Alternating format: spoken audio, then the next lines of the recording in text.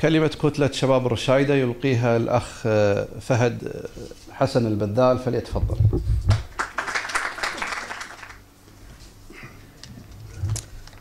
بسم الله والحمد لله والصلاة والسلام على رسول الله. بداية يا إخوان أشكركم على حضوركم وتقبلكم هالدعوة هذه، وهذا يعني دليل على أنكم متفهمين الوضع في مسألة إنشاء هذه الكتلة. قبل أن أبدأ أود أن أذكر حادثة تهمنا حنا كرشايدة، حادثة تاريخية. ولما الرسول صلى الله عليه وسلم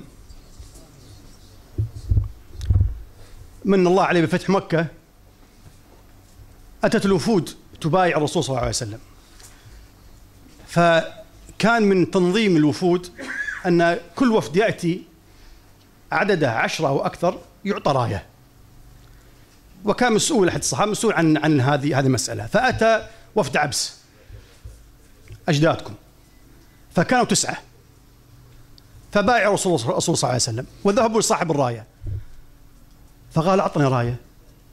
قال أنتم 9، والتعليمات أن الأقل من 10 يأخذ راية. قالوا نحن عبس، نحن أصحاب البنان والسنان.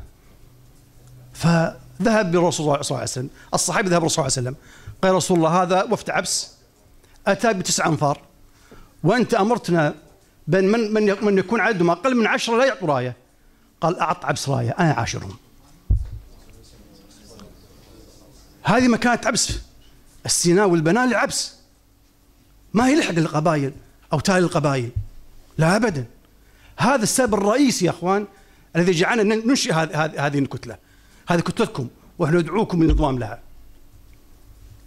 نحن لا نرضى بعد 20 سنة أو 30 سنة أن يقال في سنة 2012 أنشئ مجلس قاطعه معظم الناس إلا فئة قليلة وقبيلة الرشايدة. لا، سنة 38 آبائنا وأجدادنا لما كانت الكويت في خطر وقفوا، وجاء سعود بن نمران الله يرحمه وراح حق أحمد جابر قال له وين السلاح؟ قال لا، الأمر ما يتم بالطريقة هذه. قال له لا، عطني مفاتيح. أخذ مفاتيح وأخذ السلاح وعروض الرشادة عند قصر النايف. حنا أهل الدار والدار تشرح علينا وقت الواز بنبين ونهزوت الناس، واليوم حنا ابناهم نؤكد هذا. احنا أهل الدار والدار تشرح علينا وقت الواز بنبين.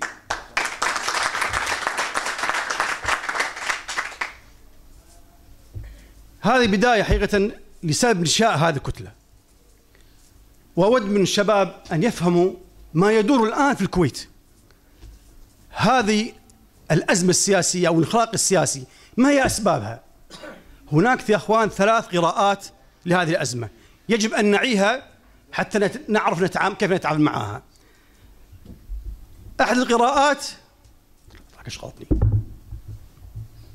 القراءات تقول بأن هذا صراع أجنحة في الأسرة الحاكمة، أجنحة متنفذ في الأسرة الحاكمة بينهم صراع. هذا الصراع يحرك الشارع الكويتي ويسعى لإحراج القيادة السياسية. القراءة الثانية تقول بأن لا، هذه الأزمة السياسية هي نتيجة لتراكم أموال كبيرة لم يسبق بالكويت أن تراكمت هذه المليارات الكثيرة، وهناك متنفذين من الأسرة وتجار كويتيين يريدون الضغط على صاحب القرار حتى تكون الكويت بالطريقة هذه، حتى يستفيدوا من هذه الفوائض المالية ولا توزع على أهل الكويت والشعب الكويتي يستفيد منها. يريدوا كسب هذه الأموال لمصلحتهم، وكل هذا الحراك هو ضغط غير مباشر على الأسرة بأن إذا ما أتميتم ما نريد هذا الشارع سوف يثور عليكم، ونحن سوف ندعم إعلاميا وماليا ومعنويا. القراءة الثالثة تقول أن لا، هذا حراك سياسي شعبي كان يحصل في كل الدول. شعب يطالب بإصلاحات سياسية، شعب رأى بأنه الآن في أزمة سياسية لن تحل إلا بالإصلاحات، فسعى لمطالب السياسية ومكاسب السياسية. هذه القراءة الثالثة. أنا أقول بأن هذا كله صحيح. القراءة الأولى صحيحة، والثانية صحيحة، والثالثة صحيحة. وهذا ما وصلنا الآن إلى هذه الأزمة. الأزمة بالكويت مركبة يا أخوان، ما هي مسألة إنسان ما يحب إنسان ما راح يصير رئيس مجلس أمة، هذا مو صحيح. ما هي مسألة أن في أكثرية مجلس أمة يعارض الحكومة، هذا مو صحيح. المسألة أصعب وأعمق. كل القراءات هذه صحيحة. صراع أجنحة وضغوط تجار وحراك سياسي صادق يريد أن يسعى إلى الإصلاحات السياسية. إخوانكم في الكتلة اختاروا هذا العنوان لسبب ولرسالة نريد أن نوصلها: الإصلاح السياسي أو إصلاح مسار السياسي. كيف نريد أن نصل إلى الإصلاح السياسي؟ نحن في بياننا الأول قلنا بأن مع الدستور 62 ونحافظ على الدستور 62 صحيح، والدستور 62 من يعيه ومن يعي كيف تتكون يعرف، يعني علم اليقين بأن هذا دستور متطور.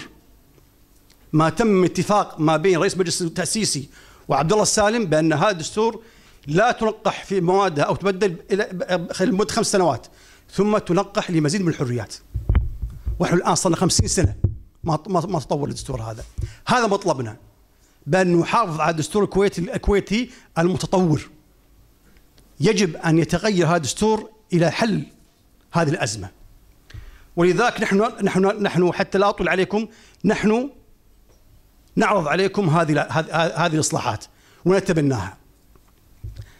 نقول بأن ليس هناك حل الآن في هذه الأزمة إلا أن تنتقل الحكومة من حكومة معينة إلى حكومة منتخبة.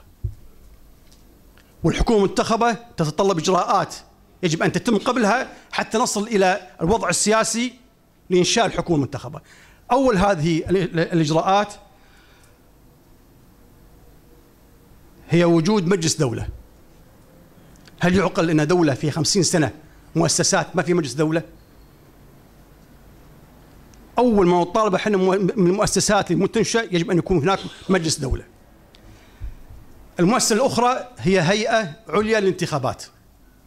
نريد هيئة عليا تعنى بشؤون الانتخابات، المجلس الأمة والبلدية والرياضة والجمعيات، كل الانتخابات تعنى بها هيئة مستقلة، لا تكون هذه الهيئة تابعة وزارة الداخلية أو العدل أو الشؤون.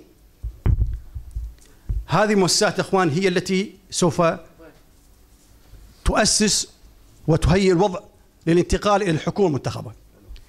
ثالث المؤسسات هي قانون تنظيم العمل السياسي. إذا كان في ذاكرة الشعب الكويتي أن الأحزاب السياسية شيء يعني سيء للسمعة السابقة للأحزاب العربية، نحن نقول الأحزاب العربية ما هي أحزاب. ما حصل في العراق أو في سوريا أو في اليمن أو في ليبيا هذه ما أحزاب، هذه عصابات.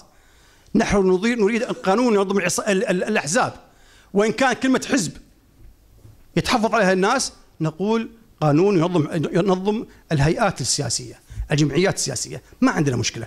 ولكن نريد قانون يبين ما هي خطوات تسجيل الكيان السياسي وما هو شروطه. نريد أن تكون الكويت دائرة واحدة، وذلك الوقت يكون صوت واحد. لا أن تكون الكويت عدة أصوات، عدة دوائر ويكون في صوت واحد. يا شباب أرجو أن تعون ذلك. الكويت 5 دوائر، وكل دائرة فيها 10 مرشحين، ويأتي الكويتي يرشح واحد، يعني من يمثلنا 10% بس. وهذا مهم جدا نفهمه. نريد الكويت دائرة واحدة، قانون أحزاب، قانون نظم عمل السياسي، وصوت واحد. وحياكم الله يا شباب. السلام عليكم.